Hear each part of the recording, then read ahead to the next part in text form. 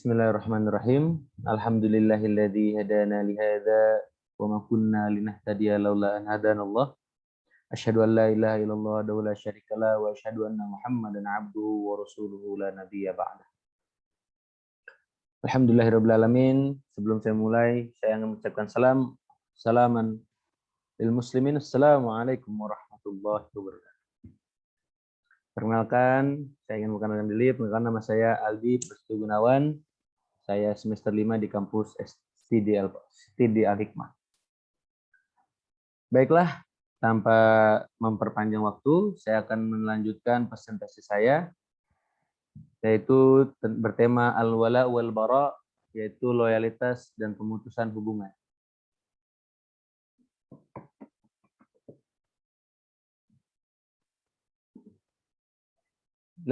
Susunan uniknya itu adalah La ilaha illallah. Yaitu kalimat La ilaha illallah memiliki susunan unik. Dari kata La dan Illa. Ya, La kepada siapa? Illah tentu saja kepada Allah SWT. Jadi yang dikendaki adalah peniadaan semuanya. Illah maksudnya tiada Tuhan. Semuanya tiada. Dan mengokohkan satu Tuhan saja, yaitu Allah SWT. Makanya kata-katanya La ilaha illallah. Ya, tidak kena kompromi, tidak ada apapun, langsung. Ya, harus dihilangkan sebersih-bersihnya Tuhan selain Allah. Ya, pertama yang selanjutnya adalah menanam tanaman, ada 4 kemungkinan. Ya, dari sini nanti akan berlanjut lagi, kita mulai dulu. Pertama, kata sebelum kita menanam, pasti kita harus namanya membabat. Membabat, lalu menanam, maka akan tumbuh tanaman yang subur dan baik. Ya, babat di sini diibaratkan seperti la ilaha. Kita membabat, tidak meniadakan. Ya, kita menghancurkan dulu, kita basmi dulu. Baru kita illallah, menanamkan dalam diri kita bahwa Tuhan hanya Allah. Nah, maka akan tumbuh subur. Ya. Seperti gambar ini. Seperti gambar sebelah sini. Nomor 1 itulah gambar yang kalimat la ilaha illallah, hasilnya adalah keimanan yang kokoh. Dengan kita selalu mengimani Allah hanya Tuhan satu-satunya, maka iman kita akan menguat. Ya. Selanjutnya nomor 2 adalah la ilaha. Lalu yang kedua illallah, maka tanamannya akan asal tumbuhnya. Kita hanya babat saja. Kita hanya percaya la ilaha. Ada la ilaha tanpa illallah. Ya. Jadi menolak kebatilan tanpa menerima kebenaran. Kita menolak dengan kebatilan. Kita menolak semua Tuhan itu ada. Tapi kita tidak percaya, kita tidak meyakini bahwa Allah itu Tuhan satu-satunya. Hasilnya apa? Kebatilan. Walaupun kita menolak kebatilan, maka hasilnya tetap akan kebatilan. Mungkin hanya rupanya saja yang berbeda, tetapi tetap kebatilan yang baru. Sama tadi kita sebuah lahan kita babat, tapi kita tidak tumbuh sesuatu, maka akan tumbuh ilalang yang baru, tapi tetap suatu keburukan, kejelekan, kebatilan. Contohnya menolak kapitalisme, tapi tidak mau menerima Islam. Dan istilahnya apa? Komunisme. Seperti yang terjadi di Indonesia. Yang ketiga adalah la ilaha illallah. Dia membabat, dia tidak dia babat ini. Ya, tidak dibabati dulu tapi langsung ditanam. Maka hasilnya jelek, maka hasilnya akan mati. Mungkin bisa kerdil, jelek dan sebagainya.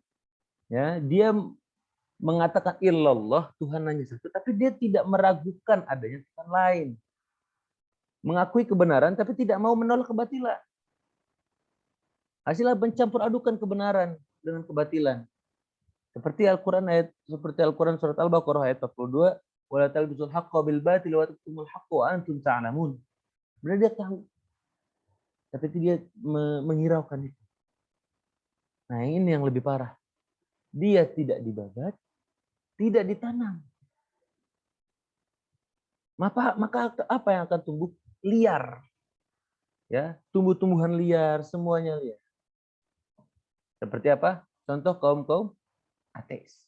Dia tidak mengakui adanya Tuhan, maka jadilah pemikiran yang rusak, pemikiran yang tidak benar.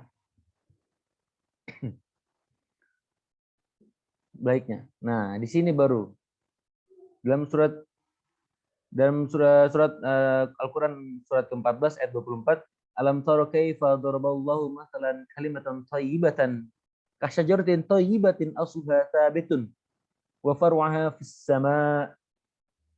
Ya, kalimat la ilaha illallah dalam kalimat yang baik, kalimatan thayyibah.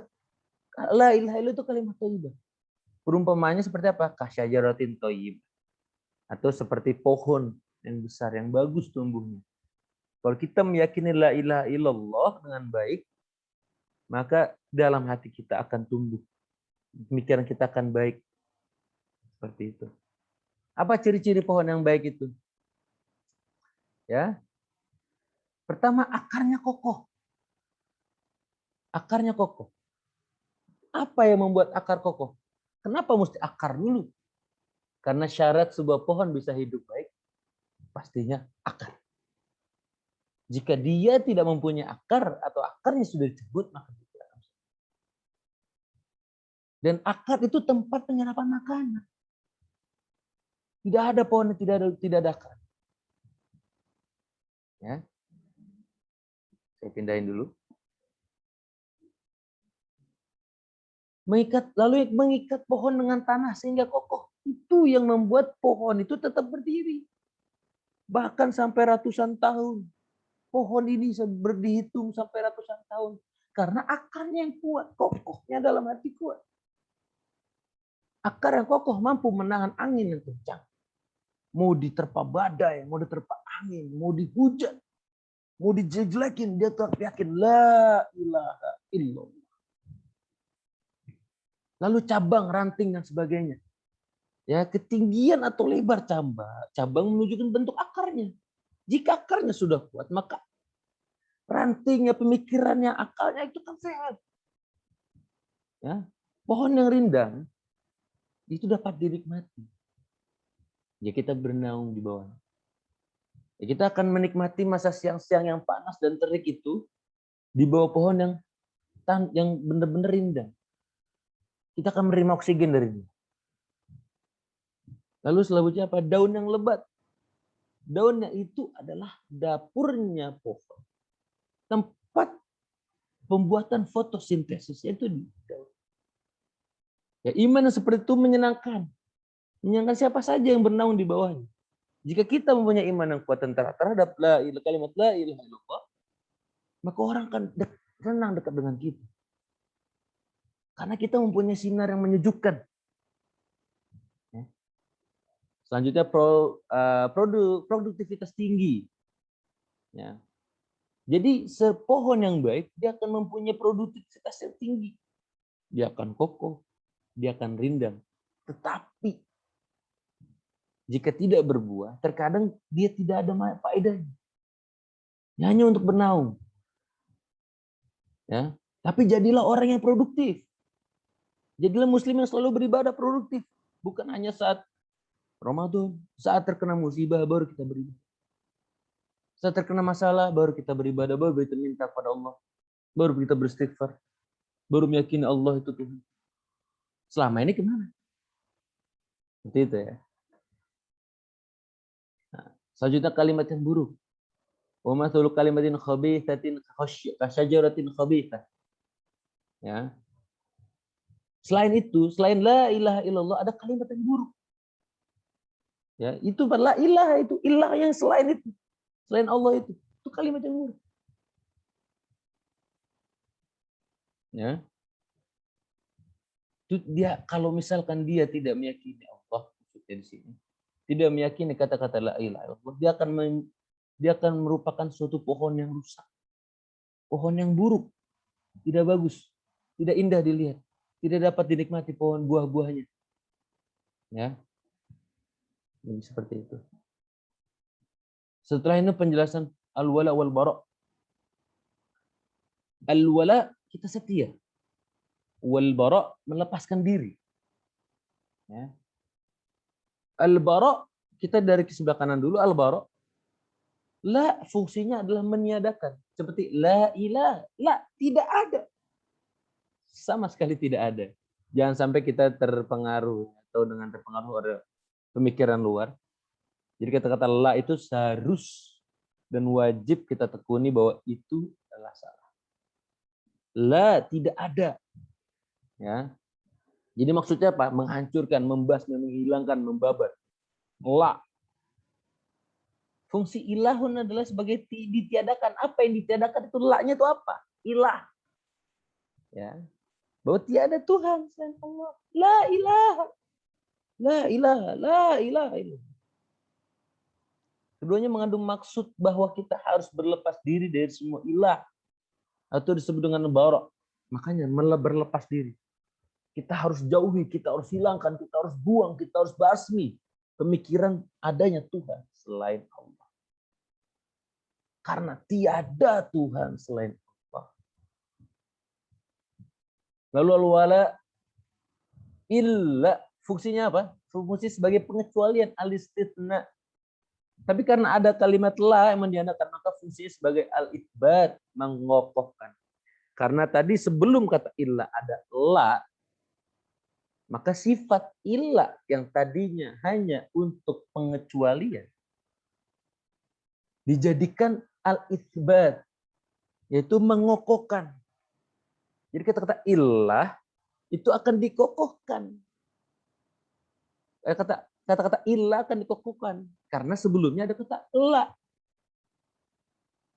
Allah adalah zat yang dikokohkan. Nah, setelah apa yang dikokohkan setelah kata illah? Allah. La ilaha illallah. Keduanya mengandung maksud agar kita memberikan kesetiaan. Kita hanya kepada Allah Subhanahu wa taala. Setia. Tidak ada lagi kita sembah, enggak ada lagi kita sujud, enggak ada lagi kita yakini, enggak ada. Cukup hanya Allah Subhanahu wa taala. Nah, maksudnya al-bara apa? Ada 4 makna yang maksud dalam kata bara. Pertama, mengingkari atau menolak. Ya. Mengingkari atau menolak. Yang kedua adalah memusuhi. Pertama mengingkari, menolak kata-kata ilah selain Allah itu. Tuhan-Tuhan yang ada di bumi ini kita ingkari, kita musuhi. Sifat yang ketiga kita benci. Selanjutnya memutuskan mengisolir. Udah, tidak ada. Jangan sampai kita terpengaruh di zaman milenial sekarang. Dengan dalih-dalih hal baru. Tidak, jangan sampai. Naudzubillah. Lalu jangan memutuskan hubungan dengan semua ilah disertai pengingkaran, permusuhan dan kebencian. Jadi memutuskan hubungan dengan semua ilah, dengan semua Tuhan yang ada di bumi ini ya, kecuali Allah pasti. Dan disertai dengan pengingkaran, permusuhan, kebencian, kita benci. Gitu ya. Putus hubungan tanpa menolak. Memusuhi dan membenci masih mungkin balik lagi. Kalau kita cuma putus hubungan saja, tapi kita tidak menolak, kita tidak membenci, kita tidak membasmi, bisa jadi kita akan malah terikut. Bisa jadi kita akan terprovokasi. Seperti itu. Lalu maksud al-wala seperti al-bara, maka al-wala juga mengandung 4 unsur. Sama. Mematuhi, mencintai, menolong, dan dekat. Ya. Mematuhi setiap apa yang diperintahkan Allah kita patuhi. Kita cintai Allah lebih dari siapapun. Ya, in tansurullah yang surukum. Allah, kalau kita menolong Allah, Allah akan menolong kita. Kita harus dekat karena Allah lebih dekat daripada kita. Allah mengetahui apa yang kita lakukan. Setia dan loyal kepada Allah disertai ketaatan, cinta, pertolongan, dan kedekatan kepada-Nya.